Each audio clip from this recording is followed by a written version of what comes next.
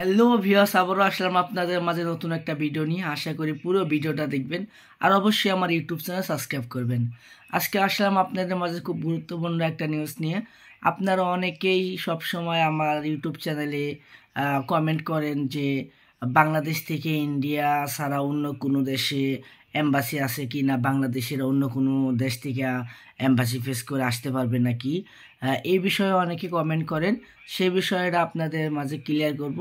তো আপনারা অবশ্যই পুরো ভিডিওটা দেখবেন আর অবশ্যই আমার ইউটিউব চ্যানেল সাবস্ক্রাইব করবেন। আমি আছি রোমানিয়া থেকে, প্রতিনিয়ত আপনাদের মাঝে নতুন নতুন ভিডিও আপডেট দিয়ে থাকি। তো আপনারা অবশ্যই পুরো ভিডিওটা দেখবেন।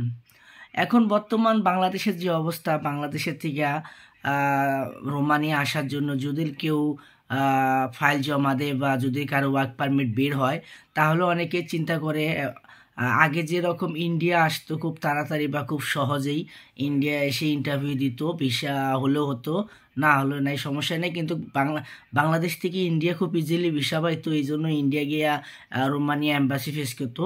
কিন্তু ইদানিং বাংলাদেশের রাজনীতির কারণে ইন্ডিয়ার ভিসা অনেক কঠিন হয়ে গেছে বা অনেক ব্যয়বহুল হয়ে গেছে। সেই জন্য মানুষ অনেক চিন্তা ভাবনা করে যে এখন ইন্ডিয়া ছাড়া অন্য কোনো দেশে গিয়ে ইন্টারভিউ দেওয়া সম্ভব কি সম্ভব না, সেই বিষয়টা।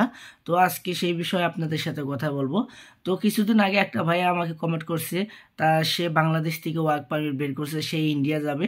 তার নাকি ৭৫,০০০ টাকা খরচ চাইছে দালাল এক্সট্রা। ইন্ডিয়া যাবে ভিসা প্রসেসিংয়ের জন্য ৭৫,০০০ টাকা খরচ লাগবে। ভাবার বিষয়, যেটা আগে ছিল ১৫,০০০ কি ২০,০০০ টাকার মধ্যে সব কিছু কমপ্লিট হইতো ১ বছর ১.৫ বছর আগে। কিন্তু সেইটা এখন সিন্ডিকেটের হাতে গিয়া বা যে কোনো একটা কারণবশত সেটা ৭৫ থেকে ৮০,০০০ টাকা পর্যন্ত খরচ হয়ে যাচ্ছে। তারপরেও লাভ নাই।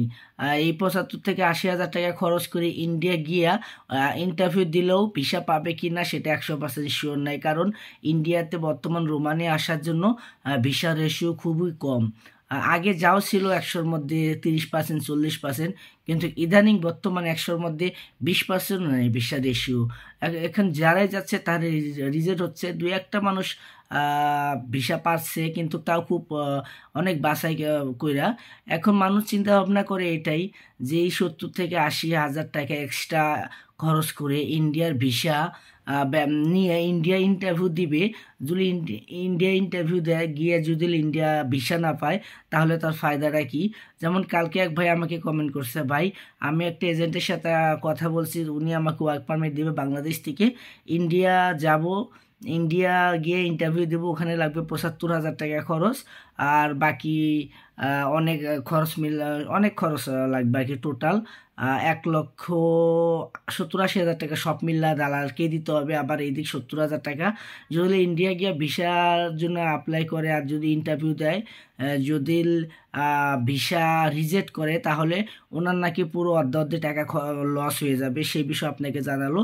তো আপনারা অবশ্যই যারাই ইন্ডিয়া যাবেন এত টাকা খরচ করে, তারা অবশ্যই ভেবে চিন্তে যাবেন যে আপনি এজেন্টের সাথে বুঝবেন। আপনি যদি রিজেক্ট খান বা আপনি যদি পাস হন, তাহলে তো ভালোই, ভিসা নিয়ে সুন্দরভাবে রোমানিয়া আসতে পারবেন। আর যদি আপনি রিজেক্ট হন, তাহলে আপনি কত টাকা ফিরাই দিবে বা আপনি ইন্ডিয়া খরচটা ফিরাই দিবে কিনা, সেই বিষয়ে আপনি কথা বলবেন। আরও একটা উপায় আছে, সেটা ফলো করতে পারেন। যেমন আপনি যদি বাংলাদেশ থেকে ওয়ার্ক পারমিট বের করেন রোমানিয়ার জন্য আসার জন্য, তাহলে আপনি শ্রীলঙ্কা দেখতে পারেন। যদি কম খরচে, ইন্ডিয়ার চেয়ে কম খরচে আপনি শ্রীলঙ্কা যেতে পারেন। শ্রীলঙ্কায় গিয়ে যদি ইন্টারভিউ দেওয়ার কোনো মাধ্যম থাকে, আপনি এজেন্টকে জিগাবেন। যদি সেই মাধ্যম থাকে, তো আপনি শ্রীলঙ্কা থেকেও আসতে পারেন। আর যদি আপনি আরও একটা খোঁজ লাগাবেন, যদি নেপাল, আমার সম্ভবত ধারণা নাই অথবা জানা নাই নেপালে এম্বাসি আছে কিনা। আপনারা যে এজেন্সির মাধ্যমে কাজ করেন বাংলাদেশ থেকে যারা যারা আসবেন, তারা অবশ্যই আপনি এজেন্টকে জিগাবেন নেপালে এম্বাসি আছে কিনা। কারণ বর্তমান ইন্ডিয়াতে যাইতে যে খরচ লাগে, তার চাইতে অনেক কম খরচে আপনি নেপাল ঘুরে আসতে পারবেন। যদি আপনি নেপাল গিয়ে যদি নেপালে এম্বাসি পান, তাহলে ওখানে কন্ট্যাক্ট করতে পারেন। যদি ওখানে গিয়ে ইন্টারভিউ দেন, আমার মনে হয় ইন্ডিয়ার চাইতে ভালো হবে। তো আপনাদের কাছে অপশন এই দুইটাই। যদি ইন্ডিয়াতে যাইতে না পারেন বা যদি যাওয়ার কোনো সিস্টেম না থাকে, তাহলে আপনার অবশ্যই হয় শ্রীলঙ্কা একটু যোগাযোগ করবেন আপনি এজেন্টের মাধ্যমে, না হয় নেপাল যাবেন।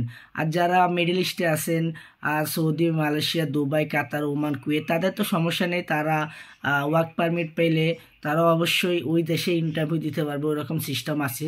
যেমন আমরা মালয়েশিয়া থেকে আসছি, অনেক ভাই দুবাই থেকে আসছে, কাতার থেকে আসছে, সৌদি থেকে আসছে, মিডল ইস্টে কোনো সমস্যা নেই। কিন্তু যারা বাংলাদেশে আছেন তারা একটু ভাইবা চিন্তে জমা দিবেন, আর যারা জমা দিছেন তারা একটু ধৈর্য ধরবেন, কারণ বাংলাদেশ থেকে এখন খুব কঠিন করে ফেলছে ওয়ার্ক পারমিটের বিষয়টা।